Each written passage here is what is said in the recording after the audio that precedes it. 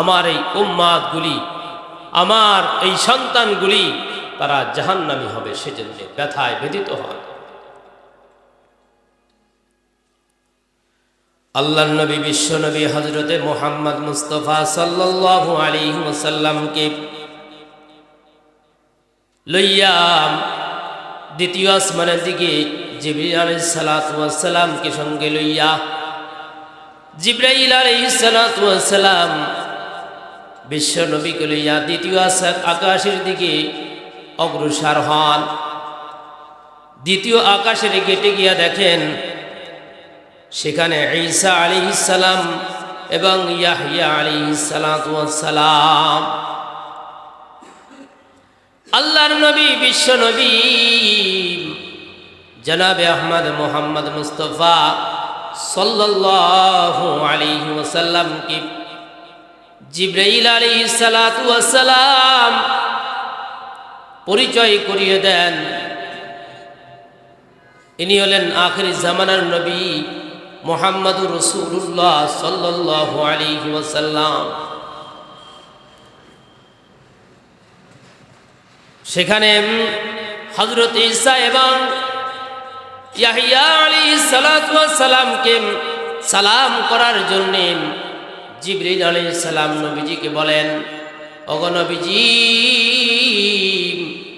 ইনি হচ্ছেন ঈসা এবং ইনি হলেন ইয়াহইয়া আলাইহিস সালাম, আপনি তাদেরকে সালাম করুন। নবীজি তাদেরকে সালাম করলেন, তারা সালামের জবাব দিলেন। কথোপকথন হইল। তারপরে আল্লাহর নবী, বিশ্ব নবী জনাবে আহমদ মুহাম্মদ মুস্তাফা সাল্লাল্লাহু আলাইহি ওয়াসাল্লামকে লইয়া জিবরিল আলাইহিস সালাতু ওয়াস সালাম তৃতীয় আকাশের দিকে রওনা হন। তৃতীয় আকাশের গেটে দেখেন হযরত ইউসুফ আলা নবীনা আলাইহিস সালাতু ওয়াস সালাম। ইউসুফ আলা নবীনা আলাইহিস সালাতু ওয়াস সালামকে জিবরাইল আলাইহিস সালাতু ওয়াস সালাম নবীজিকে বলেন, ওগো নবীজি, আপনি ইউসুফ নবীকে সালাম করুন। আল্লাহর নবী ইউসুফ আলাইহিস সালাতু ওয়াস সালামকে সালাম করলেন। কথোপকথন হইল। এভাবে চতুর্থ আসমানে গেলেন। হযরতে ইদ্রিস আলাইহিস সালাতু ওয়াস সালামের সঙ্গে সাক্ষাৎ। ইদ্রিস আলাইহিস সালাতু ওয়াস সালামের সঙ্গে নবীজির সঙ্গে সালাম বিনিময় হয়। ইদ্রিস আলাইহিস সালাতু ওয়াস সালাম সালামের জবাব দেন। আল্লাহর নবী ইদ্রিস আলাইহিস সালাতু ওয়াস সালামকে সালাম দেন, আর ইদ্রিস আলাইহিস সালাতু ওয়াস সালাম নবীজির সালামের উত্তর দেন। এরপরে কথোপকথন হয়। তারপরে পঞ্চম আকাশের দিকে অগ্রগামী হন। পঞ্চম আকাশে গিয়া হযরতে হারুন আলাইহিস সালাতু ওয়াস সালামের সঙ্গে সাক্ষাৎ। হারুন আলাইহিস সালাতু ওয়াস সালামকে আল্লাহর নবী সালাম করেন। হারুন আলাইহিস সালাতু ওয়াস সালাম আল্লাহর নবীর সালামের জবাব দেন। সালামের জবাবের পরে উভয়ের মাঝে কথোপকথন হয়। কথোপকথন হওয়ার পরে আল্লাহর নবী, বিশ্ব নবীকে লইয়া জিবরিল আলাইহিস সালাতু ওয়াস সালাম ষষ্ঠ আকাশের দিকে অগ্রসর হন। ষষ্ঠ আকাশে গিয়া মূসা আলাইহিস সালাতু ওয়াস সালামের সঙ্গে বিশ্ব নবীর সঙ্গে পরিচয় করে দেন। জিবরাইল সালাম বলেন, ওগো নবীজি,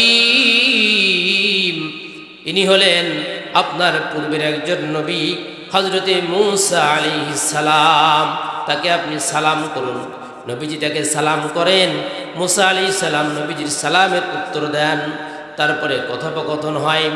এরপরে জিবরিল আলাইহিস সালাতু ওয়াস সালাম বিশ্ব নবীকে লইয়া সপ্তম আকাশের দিকে অগ্রসর হন। বিশ্ব নবী আখির জামানার পয়গম্বর নবী মুহাম্মদ মুস্তাফা সাল্লাল্লাহু আলাইহি ওয়াসাল্লামকে লইয়া যখন সপ্তম আকাশের দিকে অগ্রসর হন, সপ্তম আকাশে গিয়া বিশ্ব নবীর সঙ্গে জিবরিল আলাইহিস সালামের সঙ্গে সাক্ষাৎ হয়। নবী ইব্রাহিম আলাইহিস সালাতু ওয়াস সালামের সঙ্গে ইব্রাহিম আলাইহিস সালাতু ওয়াস সালাম ইব্রাহিম আলাইহিস সালাতু ওয়াস সালামকে নবীজির সঙ্গে পরিচয় করিয়ে দেন। নবীজিকে সালাম দিতে বলেন, ইয়া রাসূলুল্লাহ, আপনার পূর্বে একজন নবী ছিল ইব্রাহিম আলাইহিস সালাম, আপনি হলেন সেই ইব্রাহিম আলা নবীনা আলাইহিস সালাতু ওয়াস সালাম, আপনি তাকে সালাম করুন। নবীজি তাকে সালাম করেন। ইব্রাহিম আলাইহিস সালাতু ওয়াস সালাম নবীজির সালামের উত্তর দেন। এরপরে কথোপকথন হয়। আল্লাহর নবী সাল্লাল্লাহু আলাইহি সাল্লামকে লইয়া জিবরিল আলাইহিস সালাতু ওয়াস সালাম সিদরাতুল মুনতাহার দিকে অগ্রসর হন। সিদরাতুল মুনতাহার কাছেই বাইতুল মামুর। বাইতুল মামুর এমন একটি মসজিদ, যেই মসজিদের মধ্যে দৈনিক অসংখ্য অগণিত ফেরেশতারা সিজদা করেন, নামাজ পড়েন। যত ফেরেশতা দুনিয়ার সূচনা লগ্ন থেকে নিয়াম, যত ফেরেশতাদের মধ্য থেকে যত ফেরেশতা একবার এই বাইতুল মামুরের মধ্যে সিজদা করার সুযোগ পেয়েছে, দ্বিতীয়বার সারা জীবনে আর কোনোদিন কোনো ফেরেশতা সুযোগ পাবে না। এভাবে দৈনিক এই বাইতুল মামুরের মধ্যে ফেরেশতারা তারা সিজদা করতেই আছে, করতেই আছে, করতেই থাকবে কিয়ামতের পর্যন্ত। বলি না সুবহানাল্লাহ। তাহলে বুঝে দেখুন ফেরেশতাদের সংখ্যা কি পরিমাণ। আল্লাহ পাক রব্বুল আলামিন কি পরিমাণ ফেরেশতা বানাইছেন, সৃষ্টি করেছেন। একবার যেই ফেরেশতা বাইতুল মামুরের মধ্যে সিজদা করার সুযোগ পেয়েছেন, তামাম জীবদ্দশায় পৃথিবী ধ্বংস হওয়ার আগ পর্যন্ত কোন ফেরেশতা আর দ্বিতীয়বার ওখানে সিজদা করার মতন সুযোগ পাবে না। প্রত্যেক দিন এরকম হাজার হাজার ফেরেশতারা সেখানে গিয়ে কাতারবদ্ধ হয়ে সারিবদ্ধ হয়ে একযোগে তারা সিজদা করছে। আল্লাহ পাকের জিকির আজগার তাসবিহ তাহলিলে তারা মগ্ন আছে। আল্লাহর নবী বিশ্ব নবী সাল্লাল্লাহু আলাইহি ওয়াসাল্লাম যখন বাইতুল মামুরে পৌঁছাইলেন, এই বাইতুল মামুর হল আকাশের উপরে এমন একটি জায়গা, যেই জায়গা কাবা ঘরের বরাবর, কাবা ঘরের ঠিক বরাবরে এখানে আপনার বাইতুল মামুর। সেখানে আপনার ফেরেশতারা অসংখ্য গণিত ফেরেশতারা দৈনিক সেখানে তাসবিহ তাহলিলে মগ্ন, জিকির আজগারে মশগুল আছেন। আল্লাহ আল্লাহর নবী বিশ্ব নবী সাল্লাল্লাহু আলাইহি ওয়াসাল্লাম এই সিদরাতুল মুনতাহা, সেখানে সিদরুন মানে হলো কুল, এক একটি কুল। কুল দেখতে পেলেন, বড়ই দেখতে পেলেন, কুল বড়ই দেখতে পেলেন। যেই কুল বড়ইগুলি আমরা যে বড় বড় দেখি তার থেকে অনেক বড়। আর এই কুল গাছের পাতাগুলি সাধারণত এই সাইজের হয়ে থাকে, ছোট আকারে হয়ে থাকে। আল্লাহ নবী দেখলেন এক একটা কুল গাছের পাতার সাইজ হাতির কানের বরাবর। সুবহানাল্লাহ। আল্লাহ নবী বিশ্ব নবী জনাবে আহমদ মুহাম্মদ মুস্তাফা সাল্লাল্লাহু আলাইহি ওয়াসাল্লাম, জনাবে আহমদ মুহাম্মদ মুস্তাফা সাল্লাল্লাহু আলাইহি ওয়াসাল্লাম কে লইয়া জিবরিল আলাইহিস সালাতু ওয়াস সালাম জান্নাত দেখাইলেন। জান্নাত ভ্রমণ করাইলেন।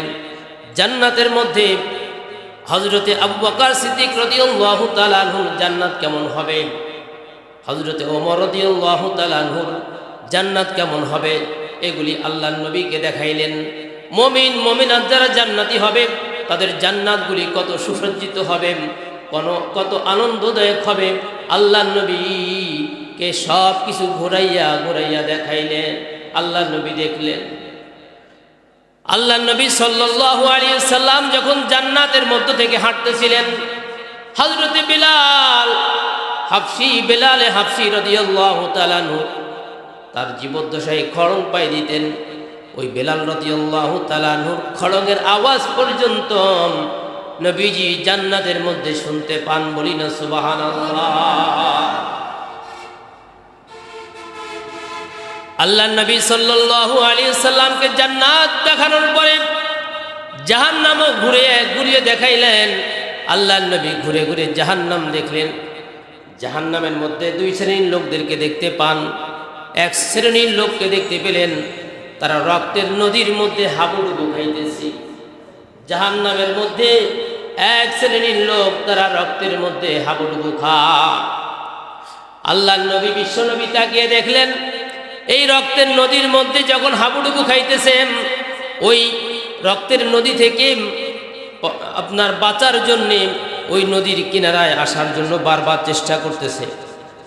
বারবার আসতে যখন চেষ্টা করে, তখন ওখানে নিয়োজিত এক ফেরেশতা তাদেরকে আপনার আবারও ভিতরের দিকে তাড়িয়ে দিচ্ছে।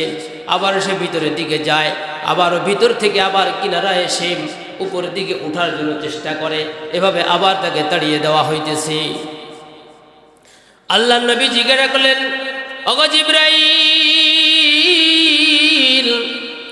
এই রক্তের নদীর মধ্যে আমি কাকে দেখতে পাই? কারাইরা একটু পরিচয় বলে দেন না।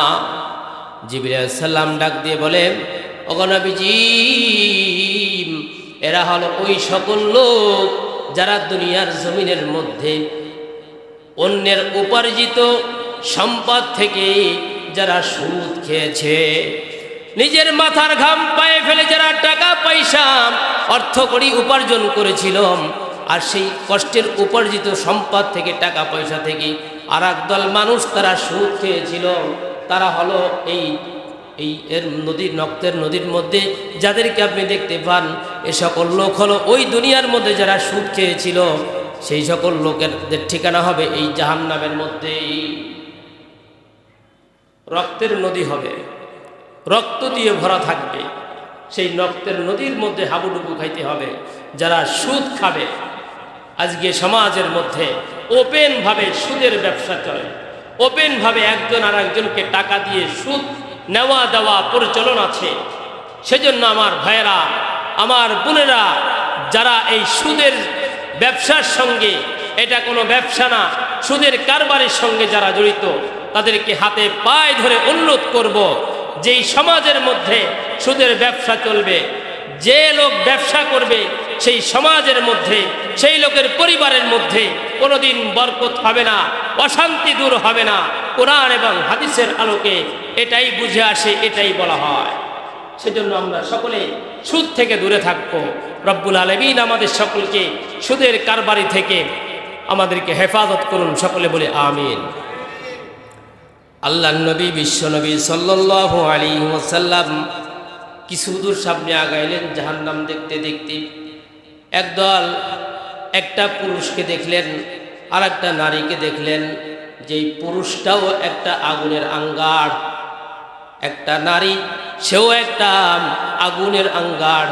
এই দুই আগুনের আঙ্গার ইটের যেমন আগুনের বাটা আছে, আর আগুনের বাটার মধ্যে তারা একজন আর একজনের সঙ্গে জেনায় লিপ্ত। আল্লাহর নবী বিশ্বনবী জিবরিল আমিনকে জিজ্ঞাসা করলেন, ওগো জিবরিল, আমি কি দেখি আগুনের বাটার মধ্যে? একজন আগুনের পুরুষ আর একজন আগুনের নারী, তারা দেখি জিনা করে। কারণ কি? নবীজি সাল্লাল্লাহু আলাইহি সাল্লামকে জিবরিল আলাইহিস সালাম ডাক দিয়ে বলে, ওগো নবীজি, আপনার যে সকল উম্মতি, যে সকল মানুষেরা আপনার দুনিয়ার জমিনের মধ্যে জিনা করে, তাদের ঠিকানা হলো এই জাহান্নামের এই আগুনের মধ্যেই। আগুনের আঙ্গার হতে হবে যারা জিনায় লিপ্ত হবে। সেজন্য আমার ভাইরাম, আমাদের প্রত্যেকে জিনা থেকে হেফাজত করতে হবে। আল্লাহর নবী বিশ্বনবী বলেন, জিনাল আইনি আন নজর, চোখের জিনা হইল নজর। চোখের জিনা হইল নজর, অর্থাৎ চক্ষু দিয়ে আপনার অবৈধ কিছু দেখা যাবে না। যদি দেখি তাহলে এটা জেনার বলে বিবেচিত হবে। সেজন্য আমরা প্রত্যেকটা নারী পুরুষের জন্যে, যাদের সঙ্গে একজন নারী, একজন পুরুষ কতজন পুরুষের সঙ্গে দেখা দিতে পারবে, একজন পুরুষ কতজন নারীর সঙ্গে দেখা দিতে পারবে, কিতাবের মধ্যে আছে। আমরা সেগুলি জেনে বুঝে সেভাবে আমল করব। অনেক সময় আমরা বলি, বিশেষ করে আপনাদের দেশে প্রচলন আছে, বিবাহের ক্ষেত্রে উকিল বাপ হয়। এই বিবাহের ক্ষেত্রে উকিল বাপ হওয়াটা কোরআন এবং হাদিসের মধ্যে কোথাও নাই। এই উকিল বাপ হয়ে উকিল মেয়ের উকিল হয়েছে, উকিল বাবা হয়েছে, মেয়ে বানাইছে, আর একজনের জন্মদাতা মেয়েকে সে উকিল বাবা হয়ে নিজের মেয়ের মতন করে দেখা, এটা অসম্ভব। যদি সম্ভব হয়, যদি মনে করে না আমার দ্বারা কখনো জেনা করা বা তার দিকে কুনজর আমার যাবে না, এরপরও তার জন্য এই উকিল বাবার সাজা এবং উকিল বাবের যেই কার্যবলী আপনার ঘটানো হয়, দেখানো হয়, এগুলি করা শরীয়ত সম্মত না, এটাও অবৈধ, এটা করা যাবে না। এবং যাদের সঙ্গে দেখা দেওয়া জায়েজ, ঠিক শুধুমাত্র তাদের সঙ্গে দেখা দেওয়া জায়েজ, তাদের সঙ্গেই দেখা দিতে হবে। যাদের সঙ্গে দেখা দেওয়া হারাম, তাদের সঙ্গে কোনো প্রকার তাল বাহনা, বাবি, চাচি, তারপরে ফুফু, খালা, এ ধরনের বানাইয়া তাদের সঙ্গে দেখা দেওয়া হারাম। কোরআনের থেকে স্পষ্ট কথা, তাদের সঙ্গে দেখা দেওয়া হারাম। সেজন্য আমরা প্রত্যেকটা নারী এবং পুরুষ আমরা পর্দা করব। যদি পর্দা না করি তাহলে আমরা জিনায় আমরা লিপ্ত হওয়ার সম্ভাবনা, আশঙ্কা থাকবে। আমরা এই আশঙ্কা থেকে দূরে থাকব, তাহলে আমরা জাহান্নাম থেকে বাঁচতে পারব। রব্বুল আলামিনের আদেশ করবে, হযরতে জিবরিল আলাইহিস সালাম জান্নাত এবং জাহান্নাম নবীজিকে ভ্রমণ করানোর পরে আল্লাহ নবী, বিশ্ব নবী সাল্লাল্লাহু আলাইহি সাল্লামকে লইয়া আবার সেই বাইতুল মামুর থেকে একটু সামনে অগ্রসর হইলেন। আল্লাহ নবীকে ডেকে বলেন, ওগো নবীজি, আমার সামনে যাওয়ার আর কোনো অনুমতি নাই, আমি আর সামনে অগ্রসর হতে পারছি না, অতএব আমার গন্তব্য এটাই, আপনি সামনের দিকে যান। কিছু দূর যাওয়ার পরে দেখি এমন একটি জায়গা যেখানে একেবারে নীরব নিস্তব্ধ একটি জায়গা। সেখানে যাওয়ার পরে সেই জায়গার নাম হলো আরশে মুআল্লাক। আল্লাহ পাক রব্বুল আলামিন আল্লাহর নবীকে ডাক দেন, ওগো আমার হাবিব, আরশে মুআল্লার দিকে চলে আসুন। আল্লাহর নবী আস্তে আস্তে হাঁটতে হাঁটতে আরশে মুআল্লার দিকে চলে যান। হাঁটতে হাঁটতে যান না, বরং রফরফ নামক একটি বোরাকে সাওয়ার হইয়া সেখানে চলে যান। রফরফ নামক বোরাকে সাওয়ার হইয়া আরশে মুআল্লায় চলে যান। আল্লাহ পাকের কাছে যাইয়া আল্লাহ নবী, বিশ্ব নবী বলেন, আত্তাহিয়াতু লিল্লাহি ওয়াসসালাওয়াতু ওয়াত-তাইয়্যিবাত। আল্লাহ নবী বলেন, সকল প্রকার পবিত্রতা, নামাজ এবং সকল পবিত্রতা আল্লাহ আপনার জন্যই। আল্লাহ পাক রব্বুল আলামিন উত্তরে বলেন, আসসালামু আলাইকা আইয়ুহান নাবিয়্যু ওয়া রাহমাতুল্লাহি ওয়া বারাকাতুহু। আসসালামু আলাইকা, ও নবীজি, আপনার উপরে শান্তি বর্ষিত হোক। আইয়ুহান নাবিয়্যু, হে নবীজি, আপনার উপর শান্তি বর্ষিত হোক। আসসালামু আলাইকা আইয়ুহান নাবিয়্যু ওয়া রাহমাতুল্লাহি ওয়া বারাকাতুহু, রহমত এবং বরকাত ইয়া রাসূলুল্লাহ আপনার উপরে বর্ষিত হোক। বলি না সুবহানাল্লাহ। সামনে কথোপকথনের মধ্যে নবীজি সাল্লাল্লাহু আলাইহি সাল্লাম বলেন, আসসালামু আলাইনা ওয়া আলা ইবাদিল্লাহিস সালিহিন।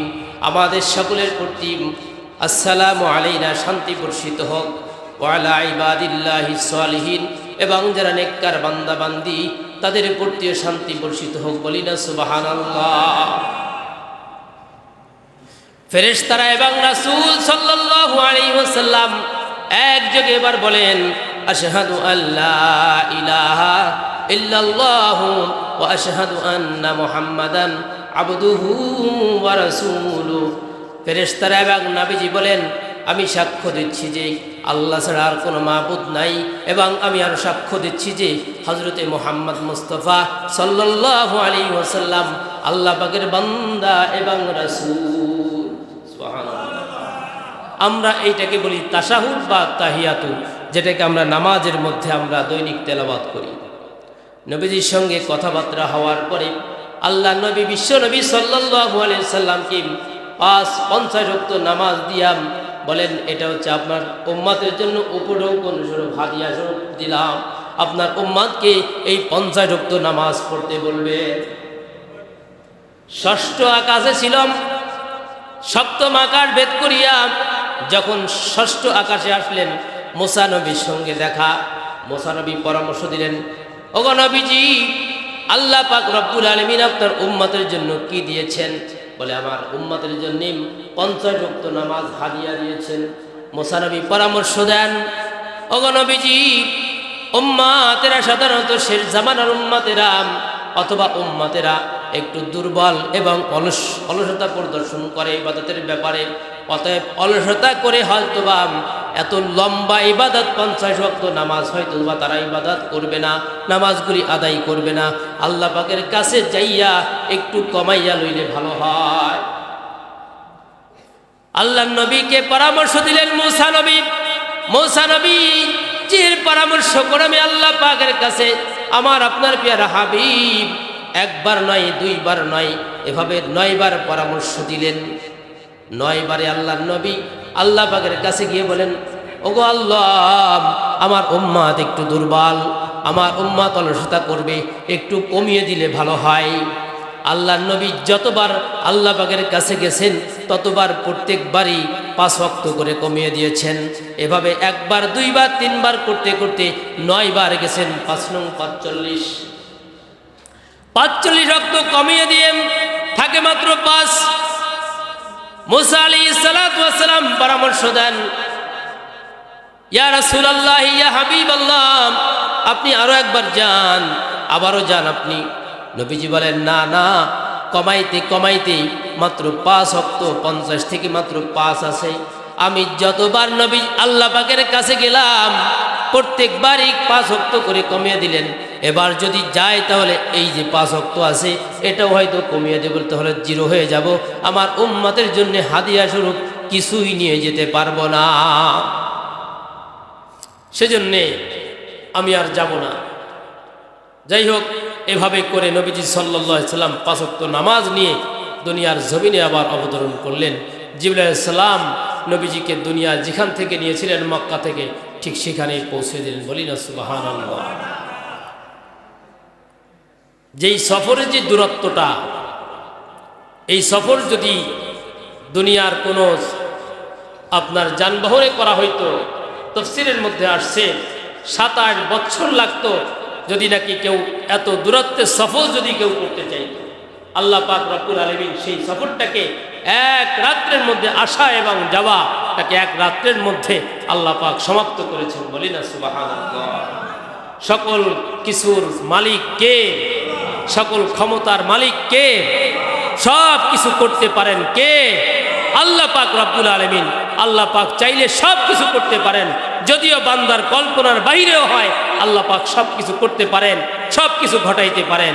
সেজন্য আমার ভাইরা, রজব মাস অত্যন্ত গুরুত্বপূর্ণ মাস। এই মাসের মধ্যে আল্লাহ পাক আমাদের জন্য 50 ওয়াক্ত নামাজ ফরজ করেছিলেন। এই 50 ওয়াক্ত নামাজ যদি কেউ আমরা পড়তে পারতাম কিনা আল্লাহই জানে। আল্লাহ পাক মেহেরবানি করে মুসা নবীর পরামর্শক্রমে আমাদের নবীজি আল্লাহ পাকের কাছে যাওয়ার কারণে আমরা সেই 45 মাইনাস করে 5 ওয়াক্ত মাত্র পেয়েছি। এই 5 ওয়াক্ত নামাজও যারা পড়ব না তাদের মতন পোড়া কপাল, তাদের মতন হতভাগা পৃথিবীর জমিন আর হইতে পারে না। কথা ঠিক না বেঠিক? সেজন্য আমার ভাইরা, কিতাবের মধ্যে আসছে যদি কেউ এই 5 ওয়াক্ত নামাজও পড়ে আল্লাহ পাক রব্বুল আলামিন তার আমল নামায় 5 ওয়াক্ত নামাজ দিবেন না, 5 ওয়াক্ত নামাজের সওয়াব দিবেন না, বরং 50 ওয়াক্ত নামাজ পড়লে যেই সওয়াব তার আমল নামায় হইতো সেই সওয়াব তার আমল নামায় দিবেন। বলি। এবং এই মাসে বেশি থেকে বেশি একটি দোয়া আমরা পাঠ করব, আল্লাহুম্মা বারিক লানা ফি রজব ওয়া শাবান ওয়া বাল্লিগনা রমাদান। একটু বলি না সকলে, আল্লাহুম্মা বারিক লানা ফি রজব ওয়া শাবান ওয়া বাল্লিগনা রমাদান। আল্লাহুম্মা বারিক লানা ফি রজব ওয়া শাবান ওয়া বাল্লিগনা রমাদান। ওয়া আখিরু দাওয়ানা আলহামদুলিল্লাহি রাব্বিল আলামিন। যারা কাবলা জুমা সুন্নত নামাজ আদায় করি নাই, 4 রাকাত কাবলা জুমা সুন্নত নামাজ আদায় করি নাই।